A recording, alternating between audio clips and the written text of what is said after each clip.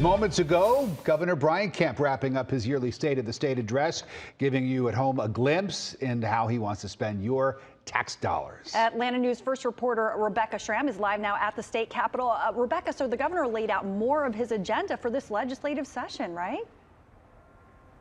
That's right. It was his State of the State address. Joy and Rick and lawmakers from both the House and Senate welcomed Governor Brian Kemp into the House chamber on day 4 of the 2024 legislative session. Take a look. In his State of the State address, the governor contrasted Georgia's large budget surplus with Washington, D.C.'s skyrocketing debt. He said during this time of record inflation, he wants to decrease the state income tax to 5.39% over the next 3 years. Kemp also urged lawmakers to come together and pass school voucher legislation this session. He also said he wants to make school safety funding an actual budget item.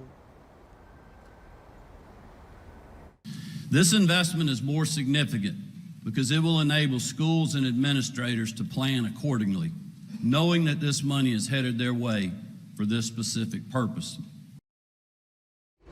And Kemp later recognized Atlanta Mayor Andre Dickens and Atlanta Police Chief Darren Shearbaum, and also State Trooper First Class Jerry Parrish. He is the state trooper who was shot and wounded nearly a year ago while trying to clear protesters from the site of the Atlanta Public Safety Training Center. There was a lot of applause in this Republican-heavy chamber when that happened.